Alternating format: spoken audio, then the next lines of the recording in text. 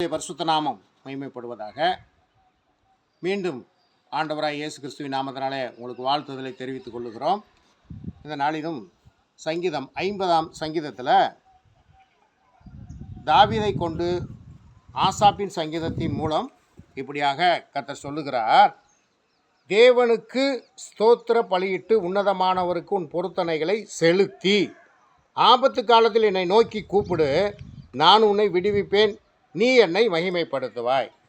அப்படின்னா நீ தேவனுக்கு ஸ்தோத்திர பலியிட்டு.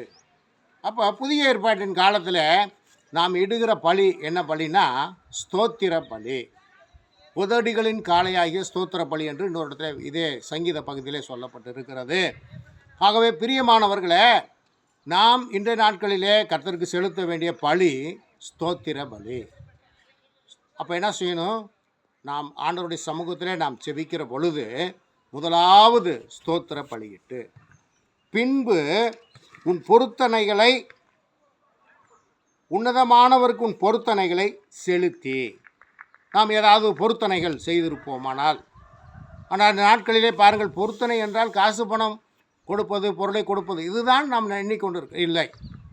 பொருத்தனை என்றால் என் ஜீவனுள்ள மட்டும் நான் கர்த்தரை விடாது அவருடைய வழியில் நடந்து அவரை தொழுது கொள்வேன், இதுவும் பொருத்தனை தான். அப்போ இந்த பொருத்தனையை நீ செலுத்தி, அப்போ தான் ஆபத்து காலத்தில் என்னை நோக்கி கூப்பிடு, நான் உன்னை விடுவிப்பேன், நீ என்னை மகிமைப்படுத்துவாய். ஆகவே பிரியமானவர்களே, நீ ஸ்தோத்திர பலியிட்டு உன் பொருத்தனைகளை செலுத்தி ஆபத்து காலத்தில் தேவனை நோக்கி கூப்பிட்டா அவர் நமக்கு விடுதலையை கொடுக்கிறார். வேதம் சொல்லுகிறது, நான் உன்னை விடுவிப்பேன், நீ என்னை மகிமைப்படுத்துவாய். ஆகவே புதிய ஏற்பாட்டின் காலத்தில் இன்றைக்கி வாழ்கிற கிறிஸ்தவர்கள் கூட பாருங்கள், பலி செலுத்துகிறார்கள்.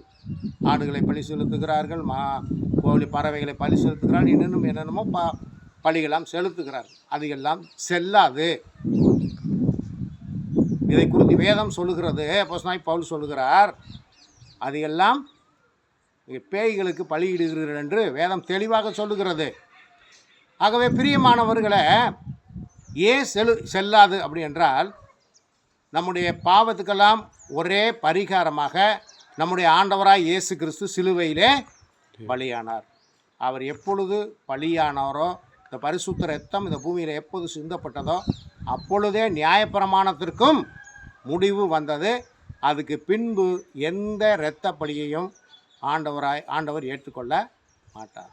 ஆகவே புத்தி உள்ள ஆராதனை செய்ய வேண்டும் என்று ரோமருக்கு எழுதின நிருபத்தில் சொல்லுகிறார். அப்போ புத்தி உள்ள ஆராதனை செய்ய வேண்டும். கர்த்தருக்கு வீணான ஆராதனை செய்யக்கூடாது. கர்த்தருக்கு புத்தி உள்ள ஆராதனை செய்து அவர் நமக்கு என்ன சொல்லியிருக்கிறாரோ அதை நிறைவேற்ற வேண்டும். ஸ்தோத்திர பலியிடணும், பொருத்தனைகளை செலுத்தணும், ஆபத்து காலத்தில் அவர் நோக்கி கூப்பிடணும். அப்பொழுது நம்மை அவர் விடுவிப்பார்.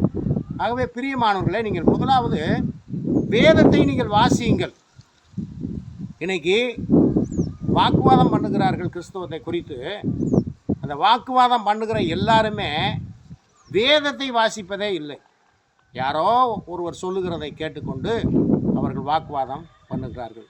நீங்கள் உண்மையை தெரிந்து கொள்ள வேண்டும் என்றால் வேதாகமத்தை வாசியுங்கள், சத்தியத்தை அறியுங்கள், சத்தியம் உங்களை விடுதலையாக்கும். எதிலிருந்து? உங்களுடைய சந்தேகங்கள் இங்கள் எல்லாவற்றிலிருந்து உங்களுக்கு விடுதலை வேண்டும், பதில் வேண்டுமானால் நீங்கள் சத்தியமாகிய இயேசு கிறிஸ்துவையும் அவருடைய உபதேசத்தையும் நீங்கள் அறிந்து கொள்ளுங்கள்.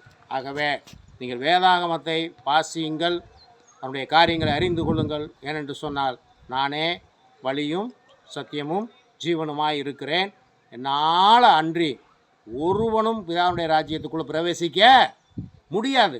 பிதாவுடைய ராஜ்யமாகிய பரலோக ராஜ்யத்துக்கு நீ செல்ல வேண்டுமானால், பிரியமான சகோதரனே சகோதரியே, நீ ஆண்டவருடைய வழியில், இயேசு கிறிஸ்துடைய வழியில் நீ கண்டிப்பாய் நடந்தே ஆக வேண்டும். ஆனால் இன்று நாம் ஏன் அதை செய்வதில்லை என்றால், நாம் அதை வாசித்தால் அதன் வழியிலே நடக்கணும். என்னால் நடக்க முடியாது, இப்படிய ஆசாபாசங்களை விட முடியாது, உலக காரியங்களை விட முடியாது. ஏனென்றால் வேதம் பிரியமில்லாத, கர்த்தருக்கு பிரியமில்லாத எல்லா காரியங்களையும் விட்டுவிட வேண்டும் என்று வேதம் போதிக்கிறது. ஆனால் நம்ம ஆள் என்ன செய்கிறான்? அதை படித்தோம்னா இதெல்லாம் விடணுமே, அதை ஏன் படிச்சுக்கிட்டு அப்படி என்று நம் ஆட்கள் படிப்பதில்லை. ஆனால் அவர்கள் ஆவிக்குரிய கிறிஸ்தவர்களோடு வாக்குவாதம் பண்ணுகிறார்கள். ஆகவே அதை விட்டுவிட்டு வேதம் என்ன சொல்லுகிறது என்று நீங்கள் ஆராய்ந்து பார்த்து கர்த்தருடைய வார்த்தையை இறுக பிடித்து கொண்டு அதன் வழியில் நடங்கள். கர்த்தர் தாமே உங்களை ஆசீர்வதிப்பாராக. ஆமென்.